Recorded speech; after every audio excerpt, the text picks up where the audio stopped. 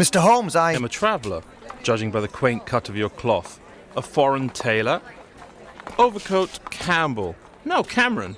A Celt. And? The openness of your hands conveys honesty, which you most certainly are, but... Yes? You have an edge. Actually, I'm here to help you. By executive order of Scotland Yard. This is not Scotland Yard documentation. A fake. I'm a policeman.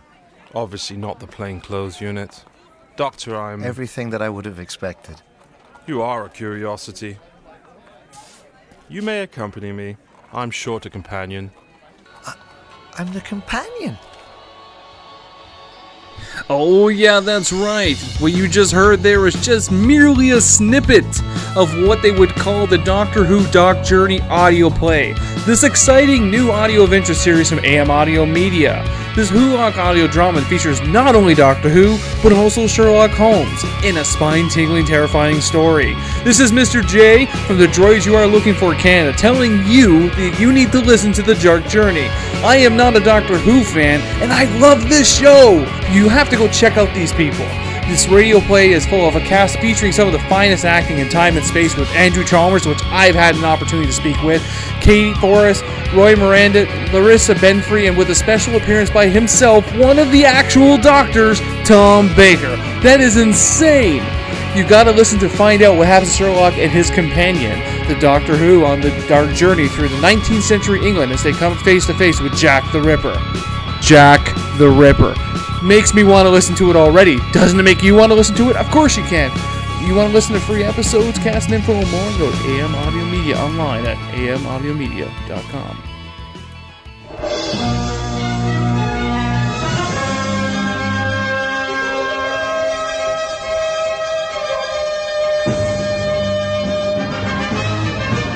I had a good job until my boss accused me of stealing. I better call Saul! I was out partying, minding my own business. You are under arrest. I'd better call Saul. Hi, I'm Saul Goodman. Did you know that you have rights? The Constitution says you do, and so do I. I believe that until proven guilty, every man, woman, and child in this country is innocent. And that's why I fight for you, Albuquerque. Better call Saul. Now, you're going to start off the podcast with, will this show work? Yeah. I'm talking about the Better Call Saul spin-off of Breaking Bad, which has been rumored that Breaking Bad could come back, maybe. There was also rumors of tying Breaking Bad in with The Walking Dead. Interesting. Now, the show will premiere in February, but in the meantime, the teaser trailers are starting to float out onto the interwebs of Better Call Saul. Now, in Breaking Bad, in my opinion anyways, was Saul a strong enough character? He was not. Like, he had funny moments, but I mean, does he warrant his own TV show? I didn't think so. But what do I know, right? I just watch TV and have my own opinion. The rest of us. Yeah, maybe we should do something fun, like, I don't know, fix True Blood? Alright, let's get this out of the way. Michael Bay. Anyways, no longer wants to do the Transformer franchise anymore. What? Wait a minute. What is that noise?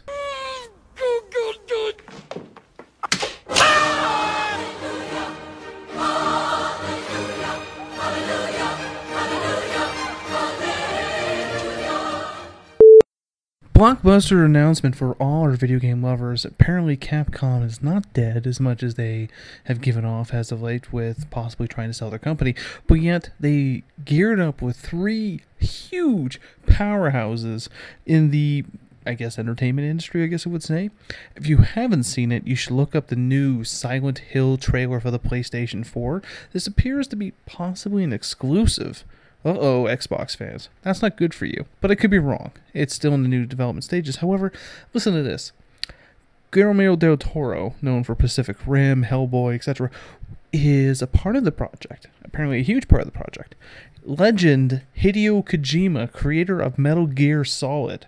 which is coming out with its own Metal Gear momentarily in the next couple of months, if not next year. And finally, the main character is played by none other than Norman Reedus from The Walking Dead. I have a chub. Yep, there's no other way to put it. There's a massive chub happening right now because there is way too much awesomeness happening in this video game. Silent Hill has fallen off the bandwagon over the last couple of years, and to have a huge casting of Norman Reedus alone is amazing. Norman Reedus brings a huge breath of fresh air into this franchise, especially with the current celebrity status that he has from The Walking Dead. Unfortunately, his Walking Dead video game was horrible, which we will forgive him for, but this is a huge win for Capcom and a huge win for everyone involved. So this will be coming soon. It's in the development stages, and if you, like I said, if you have not seen the trailer, you better put all your shit down right now and go look at it, because it's quite a beaut. The Walking Dead is getting another installment for 2016. Washington Falls is the theme of it. You don't see any gameplay, you just see somebody trying to break in. It sounds like a child trying to get in this door, and then you hear them get torn apart by zombies. Short of Telltale, zombie games really don't do that well. This is before Resident Evil 4. Before Resident Evil 4, everything worked. After Resident Evil 4, everything went to the shit. That includes Resident Evil 5, 6, even the Dead Island franchise. As interesting as it really isn't that good. It wasn't really to Call of Duty Black Ops when you started doing the zombie runs and shit like that. It was at World at War. I think it was World at War. But long story short, the zombie genre, is completely oversaturated with so many games out there, and we all can agree to it. But to have another installment of The Walking Dead is is foolish, to say the least. Apparently, they are bringing some heavy guns into this to make this game work. But I guess my concern is, 1, what kind of game is it? Is it going to be an FPS, a third-person shooter? 2, is it going to be a good story? 3, is it going to have ties to the comic book? Or is it going to have ties to the video games or ties to the TV show? Like, too many questions. But when it comes down to these type of situations, I don't hold faith, because Survival Instinct is a great example of what can go wrong. And you're using a fucking hammer to kill zombies. A fucking hammer that does no damage. A fucking hammer. Nothing says you're fucked until Dog the Bounty Hunter has decided to take a personal interest in you. That's right, the Hawaiian bounty hunter that had his own TV show, and maybe he still does. I don't know. Do you know? I don't know. I don't watch TV that much. I download TV. Yes, I pirate my TV shows, blah, blah, blah, like the rest of the world. Let's all move on. But, the guy, the MMA fighter named War Machine, apparently really beat the snot out of his girlfriend, like ridiculously beat the snot out of her.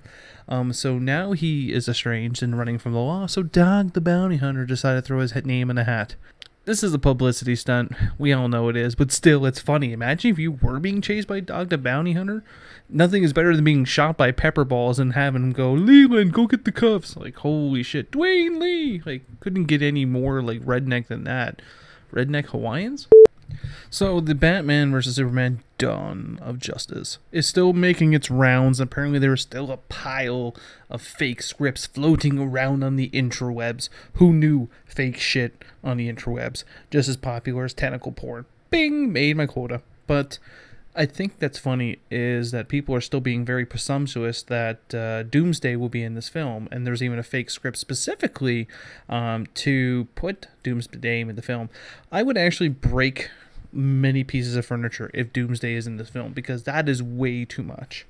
I'll give X-Men Days of Future Past a lucky, flyby at the tower per se, because they did have a huge cast, but it didn't feel like they were cramming too much in.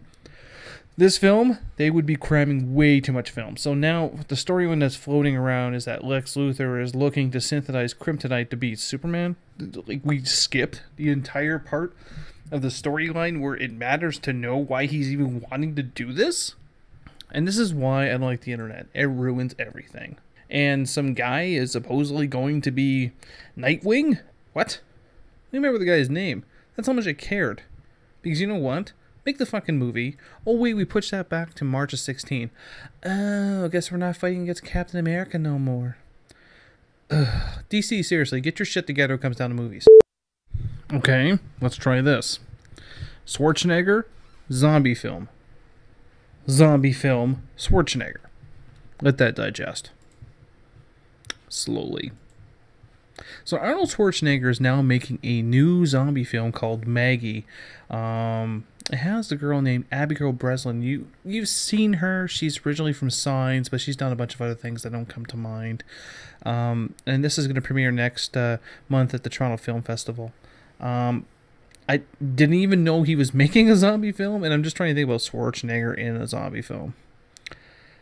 Oh, and the director looks like a hipster. Oh, shit. Okay, so this movie's gonna suck. So Jason David Frank gets to write the motherfucking movie train again. I'm just saying that he probably will, because that's what always happens. The Mighty Morphin Power Rangers, yet again, get another film in 2016. But this is a real film. This is a real film. This is not a made-for-movie, ends up on Netflix scenario. They're actually making a real Power Rangers film. Now, is it going to be better than the original one that happened, God, a decade ago, maybe? I don't know. The movie comes from executive producer Robert Orci, who is known for Amazing Spider-Man 2, Star Trek Enter Darkness, screenwriter Zack Stentz, and Ashley Miller, who did X-Men First Class and Thor. So they're in good hands. We give them that. We're not too scared. I'm scared. Okay, maybe I'm scared, but I didn't even know Power Rangers was still on TV. If that helps anyone out and how out of touch I am about when it comes to Power Rangers. Like, I am totally behind on Power Rangers because, I mean, as soon as they went to, like, Turbo, I think it was, I was gone. I was like, ooh, we're done here. We are completely done here. There is way too much going on. So, threw my hands up in the air, and I've been trying to meet the Green Ranger, Jason David Frank, for a while now, and hopefully I will soon. But this is kind of getting ridiculous, and the fact that this is still marketable is kind of shocking. And finally, I'm going to leave the end of this podcast with a slight semi-rant. I originally was going to air the news podcast on Monday, but due to the passing of, I'm going to say, comedic legend Robin Williams, I decided to not post an actual news podcast on that day out of respect. I shared a few words of what Robin Williams actually meant to me as a person. I'm not going to be one of those people that would join the Facebook tidal wave of condolences because we were ahead of the tide for once. But Robin Williams is an individual which he had problems I had no idea that he did. I lost touch, I guess, per se, in his career because really he didn't make as many movies anymore, and I kind of didn't keep up with it. He's made some great films. He's definitely a star of the 80s and 90s because I grew up watching Good Morning Vietnam, which a lot of people know it's an iconic film. I never really watched Mork and Mindy. That's the only thing I might have to start doing just to watch it to understand. And then you got Mrs. Doubtfire, and then you got Aladdin series, and so forth, and Death to Smoochie, which a lot of people never seen, which is kind of shocking to me. That film was just fucked up. There's just no way out of it. That was by far one of my favorite Robin Williams films, and obviously What Dreams May Come. That film helped me through a really tough time in my life, and kind of refocused everything for me, because it provided a great positive message. So I'm not gonna get too sappy with you guys. So unbeknownst to me, I actually didn't know a lot about Robin Williams, and it wasn't until his passing I started hearing these things. So he had a daughter, and he named her Zelda based off the fact of The Legend of Zelda.